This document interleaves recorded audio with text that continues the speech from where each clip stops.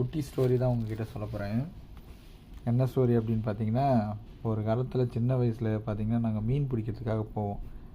காலையில் சாப்பிட்டு கிளம்புனோன்னா ஒரு 9 மணிக்கு போவோம். போகணுன்னு பார்த்தீங்கன்னா தூண்டில் போட்டு உட்காந்துருப்போம். ஒரு மீன் மாட்டோம், 2 மீன் மாட்டோம், 3 மீன் மாட்டோம். கடைசியாக ஒன்று மைண்டுக்குள்ளே ஒன்று ஓடிக்கிட்டே இருக்கேன். என்ன ஓடுனா, நல்ல ஒரு பெரிய மீனை மாட்டினா இதோடு நம்ம வீட்டுக்கு போயிடணும் அப்படின்னு யோசிச்சுட்டு உட்காந்துருப்போம். அப்போன்னு பார்த்து திடீர்னு வந்து ஒரு பெரிய மீன் மாட்டுங்க. எனக்கே பயங்கர ஆச்சரியமாக இருக்கும். என்னடா அது நம்ம யோசிக்கிறது அப்படியே நடக்குதே, ஒருவேளை இப்படிலாம் யோசிச்சா நடக்குமோ அப்படின்னு சொல்லிட்டு இன்னொரு பெரிய மீன் மாட்டினா போயிடலாம் அப்படின்ற மாதிரி யோசிக்க தோணும். அப்புறம் கொஞ்ச நேரம் வெயிட் பண்ணி பார்த்தோன்னா அப்படியே ஒரு பெரிய மீன் மாட்டுங்க. இது ஏன் நான் அப்படி சொல்கிறேன் அப்படின்னு பார்த்தீங்கன்னா, நம்ம என்ன யோசிக்கிறோமோ அது அப்படியே நடக்குது ப்ராக்டிக்கலாக. ஏன்னா நிறையா விஷயத்த நான் வந்து பார்த்துட்டேன். அதனால் உங்கள் கூட ஷேர் பண்ணுறேன்.